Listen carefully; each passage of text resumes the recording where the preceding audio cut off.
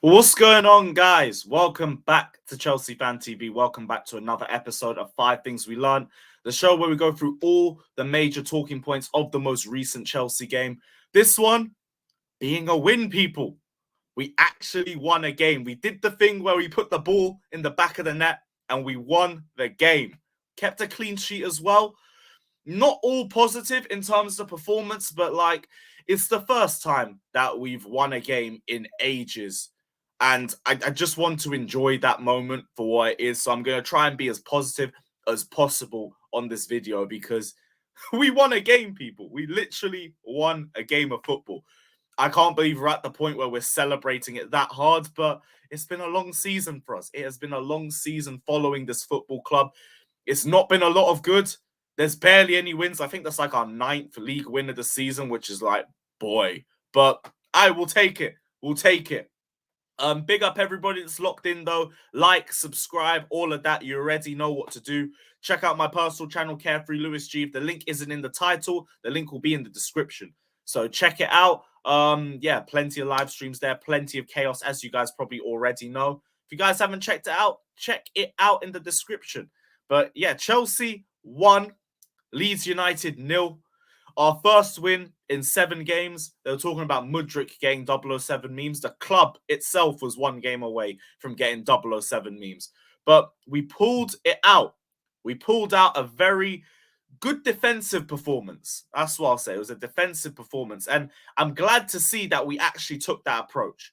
The back 5 it was good to see that back in. I thought we started well. First 30 minutes we were good in typical Chelsea fashion, but we never scored because we're Chelsea. And then Leeds United started to get a little bit more confident towards the end of the first half. They were starting to ask a couple questions of our defenders, and I was thinking, here we go. Here we go. This is where we should have buried it, and we didn't bury it. And now we're going to suffer as a result of that. But they never really had anything clear-cut. Leeds never really had anything clear-cut, and that's partly due to the defensive system. And that leads to my first point, by the way. That leads to my first point. Graham Potter finally went defensive, and he finally played like his job was on the line. And I'm glad to see it because we were a lot more smarter as a result. Our game management was a lot better as a result. I thought playing the back 5 was necessary. I had a few questions about Ruben on the right-hand side, but yeah, he pulled a shift out. He did a good performance. The back 3, without Thiago Silva, I was bricking it, but it's just composure all across the back line. Fofana, man of the match. Unbelievable.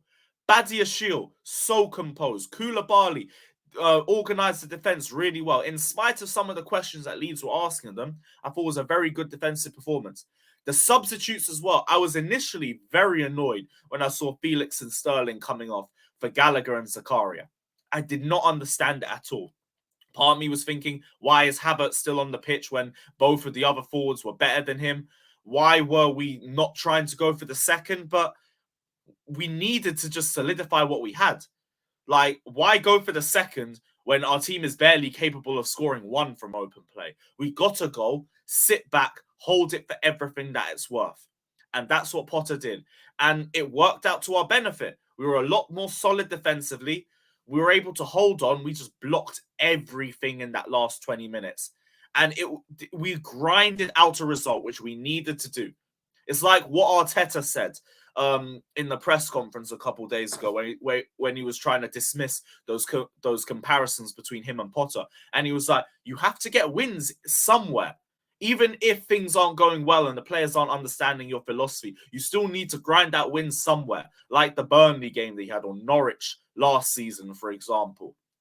This was another one of those games. We had to grind this one out by any means necessary. So I'm glad we did that. I'm really glad we did that. And it's a positive note from Graham Potter that he did that as well, because I've questioned his game management so much over the last few games. I thought he handled it pretty well. The second point, though, doesn't change anything for me with Graham Potter, because you can't flip-flop and be Potter in 1 week, Potter out the next week, back to Potter in the next week. Potter did well. I thought he did a lot better today. But you need to see this sort of good game management on a more consistent basis. I need to see this against Dortmund. I need to see this against Leicester. When we play Everton the week afterwards, I need to see that too. And after the international break as well. Graham Potter needs to instill that faith in the fan base. It was a good win. It was great for confidence. It was great for the fans. We just needed something to celebrate because it's just been so gloomy and depressing following Chelsea. I don't even think 15-16 was this depressing. But it doesn't change anything. It does feel like it papers over the cracks a little bit, but still time to mend them. It's still time to mend them. I think Graham Potter's bought himself a little bit of time with this result, and it's up to him what he does with it. But I'm not going to say anything about Potter in until I see more consistency from Chelsea.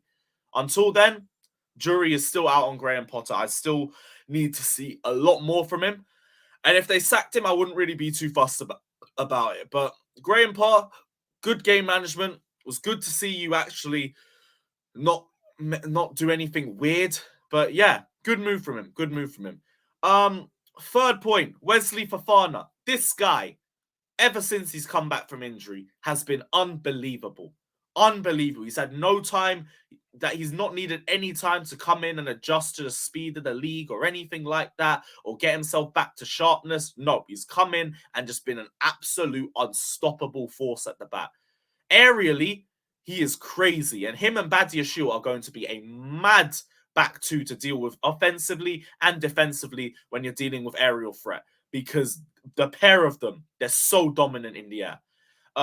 Very composed on the ball, didn't really make too many mistakes defensively, and he got the goal too. And he was threatening to score before that as well. Aerially, like I said, he was threatening that entire game.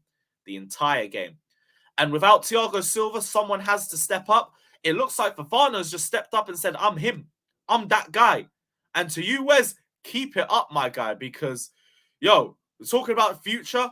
Wesley Fofana, Badiashile, that is our future right there. And I'm very excited with our defense. The defense is the last area that I'm really that worried about. It's more midfield, it's more attack. And yeah, that's just it. Fourth point, Dortmund. Dortmund, we have to try and get through by any means necessary. I know that's like the biggest Michael Owen quote ever. But for the games coming up, I think it's vital that we get through against Dortmund because, like, realistically, I don't think we're winning the Champions League. But if we make it to the quarterfinals, I feel like there's something still for the team to fight for. And it will do well for our motivation levels over the next few weeks. We'll have players competing for spots in the Everton game, in the Leicester City game, all the games leading up to the quarterfinals. If we get knocked out, I could easily see this team going straight onto the beach and just winging it till the end of the season, and it goes straight back to being absolute crap. Like, I don't know if you guys remember the way we played after we lost to Real Madrid in the Champions League last season. Crap is an understatement. It's an understatement. We were awful. We were so bad. So, like, I think it's very, very important for us to go and get a good result against Dortmund and progress through to the quarterfinals. Otherwise, I don't know what it's going to be like for the next few weeks, but I don't think it's going to be pretty. Final point. Going to end it on a negative one. Sorry.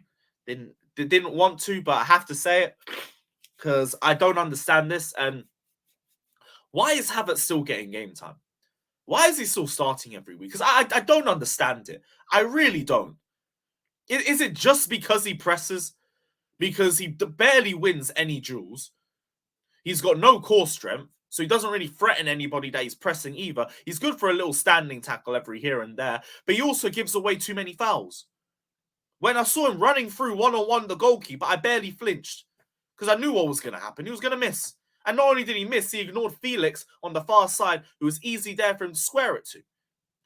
I don't get why we constantly play Havertz. And he's going to start the next game too, because we can't play Fofana. We can't play Aubameyang because he got dropped from the squad. But for Leicester, it's like, why do we keep putting ourselves through this? Because we would have won 1-0 anyway, off Havertz's goal, if he could actually finish one-on-one. But he can't. He just can't. So, I don't get it. I don't get it. But it is what it is. We won the game, so I'm not going to complain too much because he's going to start the next game anyway. But it is what it is. Big up everybody that's locked in, though. It's been real. It's actually been good to be on this show after a win. I don't remember the last time we did that, but let's hope it's not too long before the next time. Big up everybody that's locked in though. Like, subscribe, and as always,